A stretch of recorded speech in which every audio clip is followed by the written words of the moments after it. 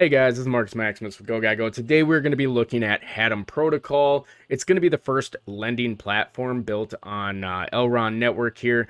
So video is going to be time stamped, so you can skip ahead to any part that interests you the most. Smash that like button and let's get into it.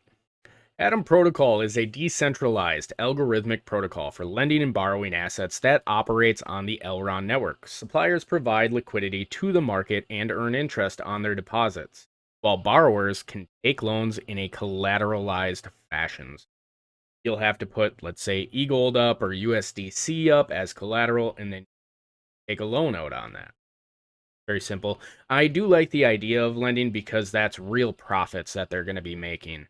So anything that's going to be profitable is going to catch my attention. All right, they do have a very nice website built here. Um, you can click on the app here, but this is not a test net yet.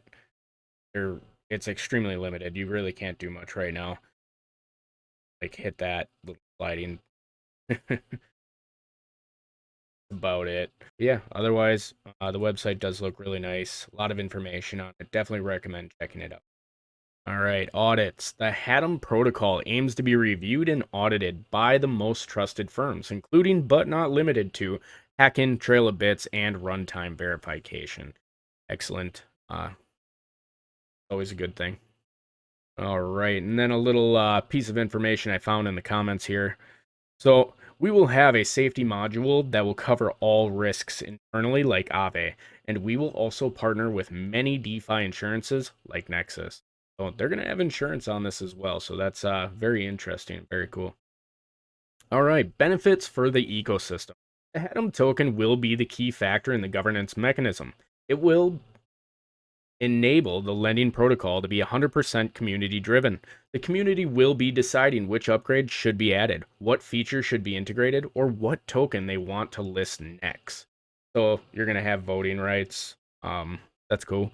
Also, a certain percentage of the Hatom lending protocol revenue has been dedicated to a staking yield.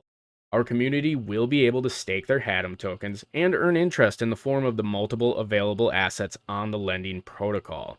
Our users will somehow feel like shareholders of the Hatom protocol during their staking period. So that's pretty darn cool. So it sounds like that you're not just going to earn Hatom for staking Hatom, you're going to earn whatever assets are being lent. So eGold, MEX, Ride token, whatever assets they're lending out. That's really neat. And then the Hatom team aims to constantly expand the Hatom token use cases over the coming years. Okay, excellent. Is there a minimum or maximum amount to deposit? No, there is not a minimum or maximum amount, but there could be fees on there, guys. So it's not going to make sense to borrow $1 worth if you got to pay $2 in fees. So once the test net comes out, we'll have to figure out strategies on that and just figure it out. Can I opt out my asset from being used as collateral? The answer is yes, and it's just the simple switch, guys. All right, so now we're going to start getting into the lending part. Okay, so earning interest. After depositing your tokens, the pool will mint H tokens and credit you. These H tokens prove that you have supplied assets to Hatom Protocol. The system will ask for those H tokens back once you try to withdraw your assets from the supply side. Okay, so for example, if you deposit 10 eGold with an average APY of 7%, you will notice that your wallet contains 10 eGold worth of HEGLD in it. Once you withdraw your eGold after 1 year, you'll return the HEGLD and receive 10.7 eGold. Your original 10 eGold plus the 7%. Okay, so that makes sense. So that's pretty straightforward there. You lent out 10 eGold, you earned 7% on it over 12 months, and when you went and claimed it, you just gave that HEGLD back for it. All right, what are H tokens? H tokens can be considered receipt tokens provided to suppliers upon depositing crypto assets to the protocol. They are at the core of the lending protocol as they are minted or burned whenever a user supplies or withdraws a crypto asset. Yeah, so the H token I think is going to be just like we've seen on this previous page here. You lent out 10 eGold and then you got 10 eGold worth of HEGLD. And I think it'll look that way for any token then. So you'll have H ride or H mex. So it'll be a 1-for-1. ratio that way. And like they said, it's your receipt. All right, how do I borrow? To borrow, you have to deposit an asset to be used as collateral. Okay, so you put in your asset as collateral, EGLD, that's it. It's that simple. Then the amount you can borrow depends on the amount you have deposited collateral. So it doesn't say the percentage on that yet. Okay. All right, what asset do I need to repay? You have to repay your loan using the same asset you borrowed. So for example, if you borrow one EGLD, you must repay EGLD plus the interest accrued. All right, is the rate stable or variable? The rate is variable. It is based on supply and demand. Hatom protocol. Okay, so the rate's going to go up and down all. How much can I borrow?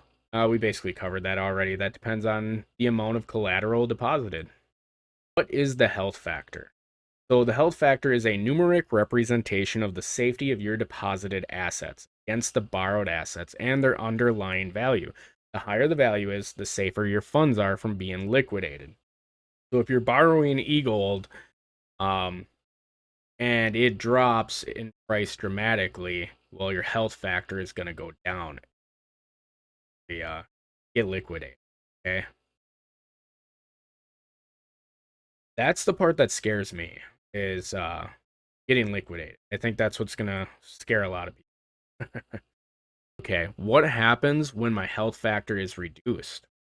The health factor will increase or decrease depending on the value fluctuation of your deposits. Okay. An increase in your health factor will improve your borrow position by making the liquidation threshold more unlikely to be reached. So, your asset going up in price, your health is going to be good.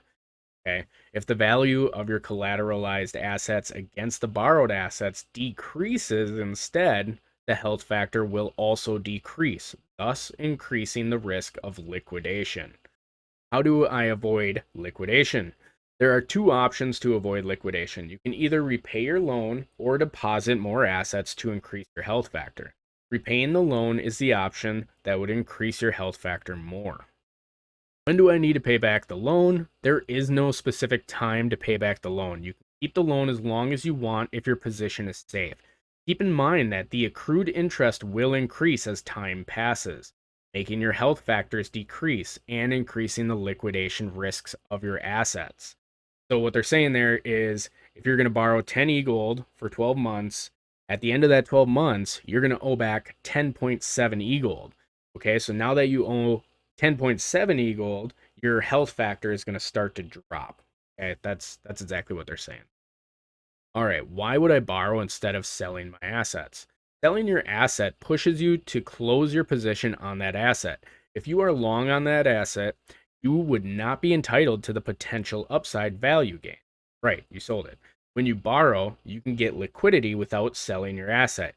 Users usually borrow to leverage their holdings, make new investment opportunities, maybe a pre-sale, something like that, or unexpected expenses. The other thing that they don't mention here is if you sell and you're in the money, you have to pay taxes on it. So it's another way to um, avoid that as well. I mean, if you're just borrowing, you don't owe taxes for borrowing, right? So I guess. All right, the listing of new tokens. They're going to have community votes on that. Okay, guys. Tokenomics, guys. In Q1 of 2023, Hatom will launch the Hatom token, which will run natively on the Elrond blockchain and function as a utility token, making it the fuel of the governance system and at the core of multiple Hatom Labs services. A supply of 1 billion tokens will be created. All right, so you got 15% going to the team, 5% to a private sale, 8% to public sale, which is early investors, 30% to the ecosystem. So right here, the 30% of Hatom token will be allocated to the ecosystem, which is mainly dedicated to adoption and growth. We will be able to fulfill our vision by building multiple products and services as stated on our roadmap, and allocate grants to developers building on top of us. So that's interesting there that they're going to be providing grants to developers. So you're going to see this lending protocol in the background on other platforms. That's really interesting to hear. This will permit Hatom Protocol to take the lead and become a DeFi hub. Very cool. 20% to their treasury, which will be reserved for unpredicted expenses that might surge. 2% will be preserved for equity investors proportional to their equity shareholding in Hatom Labs LLC. Then we got the last 20% to the community, and that will be including the blockchain community, technical audits, and early adopters, probably staking like that.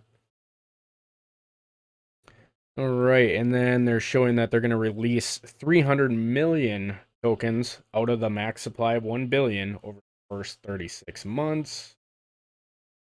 All right, so let's take a look at their roadmap here.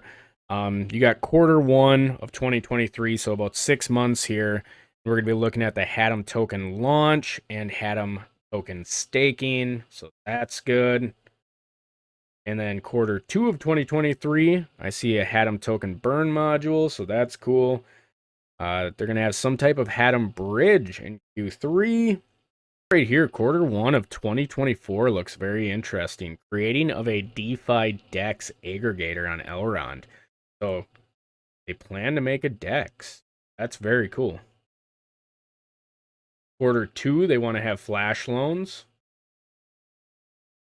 And Q4, they want to have a mobile app. Okay, very cool, guys. All right, guys, so I definitely couldn't find very much information on their team. I know that Ahmed S is their co-CEO, but I really couldn't find much after that. So I want to learn more about their team. I do like everything I'm seeing on here right now. There's, at least 6 months until the token is actually launched, but it's just something I think we should keep on the radar. And their testnet will be launching before then, so there's going to be a lot to learn there, and maybe even an opportunity to make some money on the testnet if they do some type of, rewards-based program for playing with it. But yeah, guys, I definitely think this is a good project to keep on the radar. I'm going to be on the lookout for their testnet. Lending is one of those things that are really important to DeFi. It's another way to make income. It's profitable. Even if you're not going to use it or I'm not going to use it, other people are going to use lending. So, yeah, I mean, it's just one of those things that I really want to radar here, and I really want to learn everything I can about this because I don't know much about lending, and it actually scares me. The idea of getting liquidated. So. But yeah, I hope you guys found this helpful. Leave your thoughts in the comments. Smash that like button. I'll catch you on the next one. Only I can make a change, slowly take